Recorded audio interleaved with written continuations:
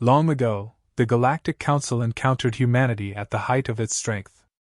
In those days, humanity had taken to the stars, proving they could hold their own in technology, strategy, and adaptability.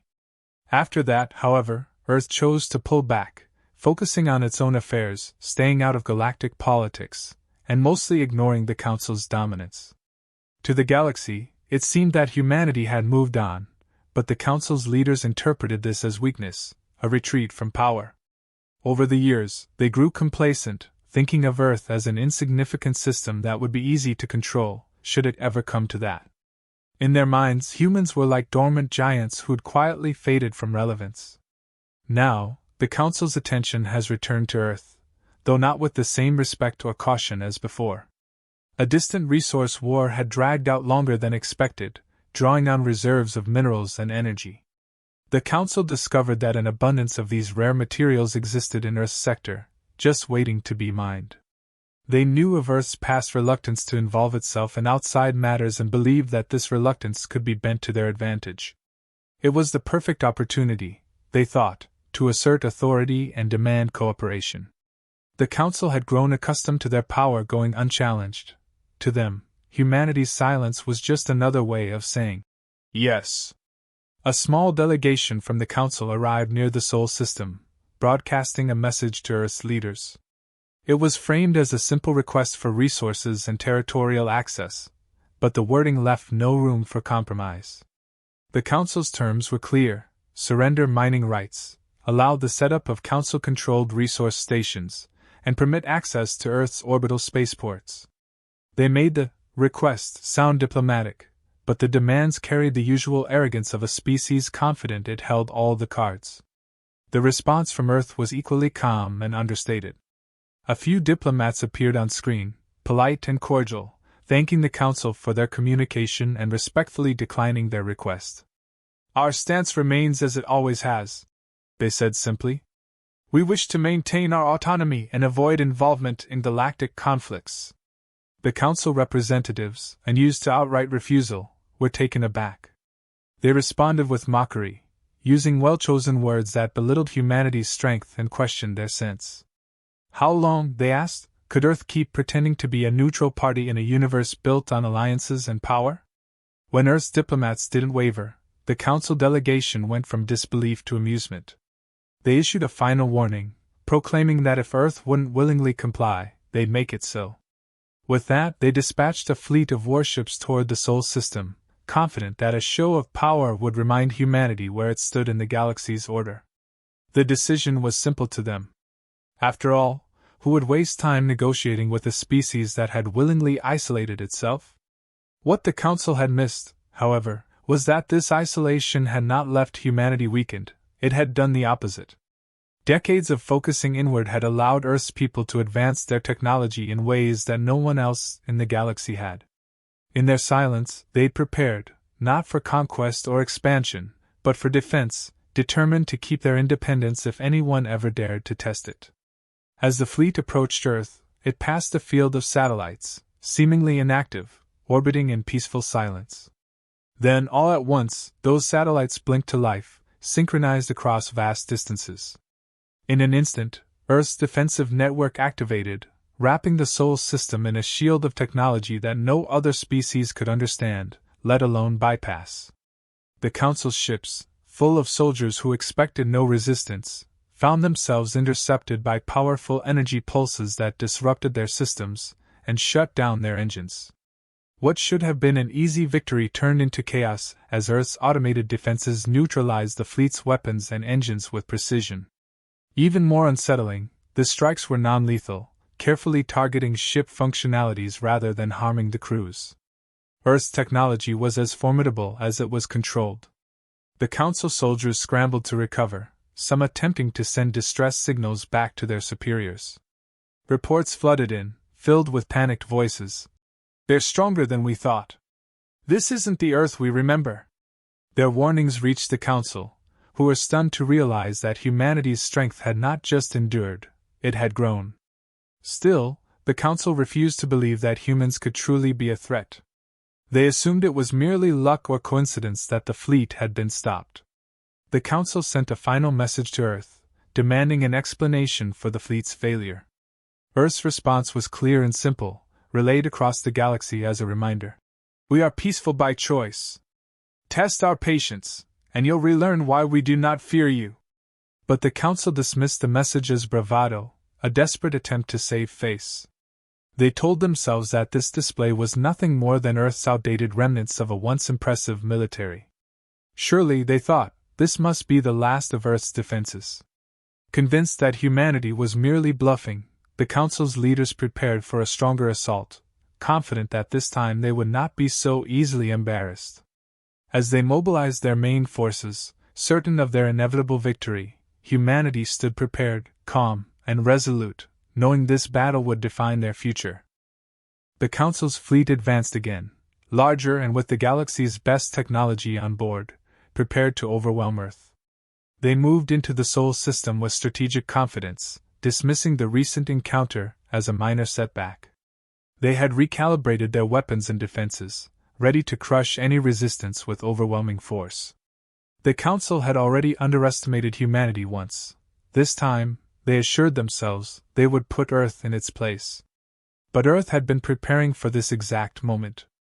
While the galaxy had progressed on familiar paths, humanity had taken a different one, evolving their defenses into something even the most advanced species had never encountered. As the fleet approached, the Council's sensors detected something unusual. Earth was entirely quiet. No warships, no overt military formations, just a faint, organized network of small, sleek vessels, almost invisible against the vastness of space. They seemed unassuming, almost harmless, unlike anything the Council had ever faced. The fleet commanders brushed off the formation as a desperate bluff. Yet, as the Council ships pressed further into the system, Earth's defensive network came alive with a coordinated response. Thousands of small, nimble drones swarmed through space, outmaneuvering the Council's bulky ships with a precision that defied conventional strategy. The drones attacked swiftly, each strike calculated, each movement synchronized. The Council's ships, lumbering by comparison, struggled to keep up, their advanced targeting systems rendered useless against the rapid movements of Earth's automated fleet. In a matter of moments, the Council's ships found themselves encircled, cut off from each other, and overwhelmed by waves of Earth's technology.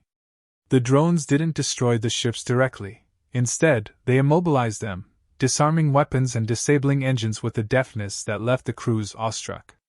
The humans' approach was precise and deliberate, never seeking to inflict casualties, only to dismantle the Council's advantage piece by piece. Inside the Council's command center, the admiral in charge watched in disbelief. Reports came in from every corner of the fleet. Communications were jammed, targeting systems scrambled, and defensive shields neutralized in seconds. Every countermeasure they tried failed. The Council, with all its might and resources, was powerless against the swarm of drones that seemed to anticipate their every move. The fleet's pride, technology unmatched across the galaxy, was rendered useless. The Admiral could hardly believe the reports. Humanity had turned their isolation into a weapon unlike any the galaxy had ever seen. For the Council soldiers, trapped inside ships they could no longer control, the terror became palpable. Earth's technology was far more than just advanced. It was designed with an intelligence and adaptability that turned every Council move into a liability. The drones bypassed the fleet's defenses effortlessly, targeting only critical systems, leaving the ships floating, disabled but intact, as a stark reminder of the gap in capabilities. Earth was not out to destroy. It was sending a message, one impossible to ignore.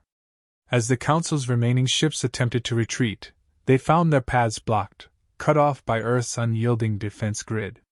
Human operatives, monitoring each move, ensured that the retreating forces understood one thing: leaving wouldn't be as simple as arriving. The swarm tightened its hold, forming an impenetrable wall between the fleet and the edge of the system. For the Council forces, realization dawned too late. Earth was in complete control. This wasn't a random defensive tactic. It was a demonstration of power, a warning as clear as the silence that now filled their communication channels. Earth sent a final transmission across the galaxy. Your arrogance brought you here, and your disregard will not go unanswered. Stand down, or this lesson will become your end. The Council's elite armada arrived with its most powerful warships, brimming with weaponry engineered over generations to be unbeatable. Each vessel represented entire worlds, built by species who had conquered their own stars and dismissed Earth as a minor blip. This was not just a fleet, it was the Council's statement, a symbol of their authority and dominance over the galaxy. The message was clear: humanity would either submit or be obliterated. Yet, as they entered Earth's defensive perimeter, they encountered something entirely unexpected. The quiet, coordinated formation that had overwhelmed their previous fleet now revealed itself in full. Towering ships that glimmered with dark, silent menace rose from Earth's orbit, surrounded by an endless matrix of smaller vessels and drones. These ships didn't resemble anything the Council had anticipated. They moved with calculated fluidity, as if alive, shifting and adjusting to form intricate defensive patterns. As the Council's forces approached, humanity's fleet became a wall of silent steel, an impenetrable barrier blocking any path forward. The first Council ship ventured close, its captain confident that their shields and armor would withstand any primitive Earth technology. But as they crossed a seemingly invisible boundary, their ship's systems began failing. Shields flickered, engines sputtered, targeting sensors blanked out. Earth's vessels emitted no detectable energy signatures, no visible weapons. And yet, with each second, the Council's fleet grew weaker, their systems jammed or turned against them. Humanity had perfected a new kind of warfare, one that relied on disorientation, control, and relentless precision.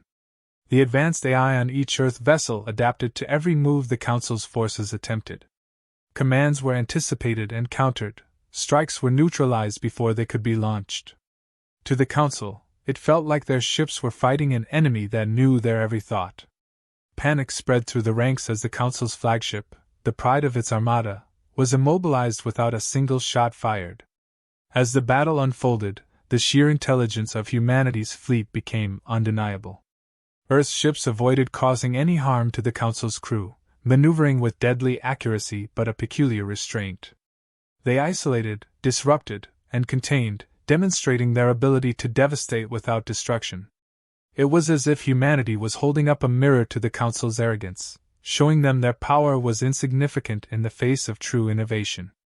Frustration turned to fear as the Council watched the seemingly effortless dismantling of their forces. It became clear that Earth had been playing by an entirely different set of rules, one the Council had never imagined. Their pride in their numbers, their advanced tech, their fleet strength, all of it had failed. For all the firepower they had brought, they were completely at humanity's mercy. The battle reached a point of stasis. The Council's ships drifted, powerless, their mighty weapons silenced. Humanity's fleet surrounded them, a silent reminder of Earth's refusal to be subdued.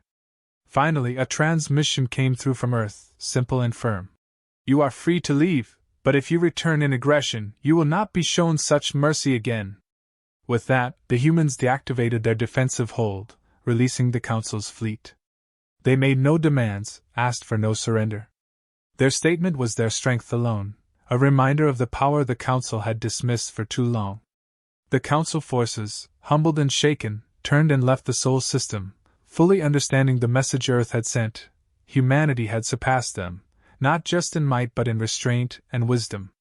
The galaxy, it was now clear, would never again take Earth lightly. As the Council fleet retreated from the Sol system, the echoes of Earth's final message lingered in every captain's mind. They returned to the Council's seat of power, their ships scarred, their pride shaken, and their leadership quiet with unspoken fear. The Council members convened, realizing they had to address not only their fleet's failure but the undeniable truth: humanity had evolved beyond anything they had anticipated, into a force that redefined power in the galaxy. The Council's advisors scrambled to propose new strategies, each one suggesting ways to either placate or ally with Earth. But under the surface, there was a dawning sense of awe and dread. To them, Earth had remained a relatively unremarkable world, a culture that once thrived but then faded into isolation.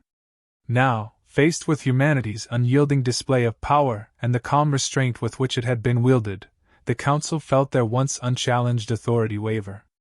They had underestimated a species that had taken their isolation as an opportunity to innovate, to advance, and to build a strength far beyond the galaxy's norms.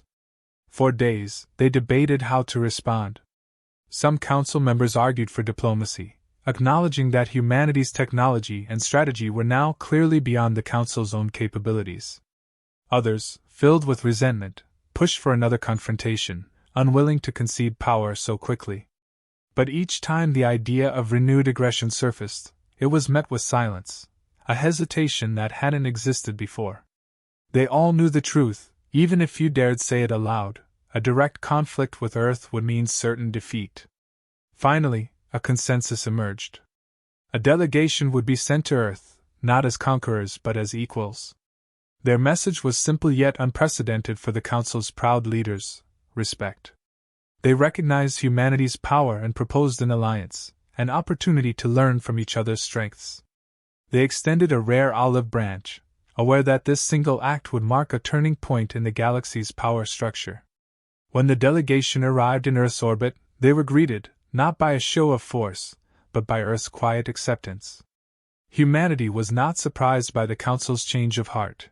They had foreseen it, knowing their power would speak louder than threats.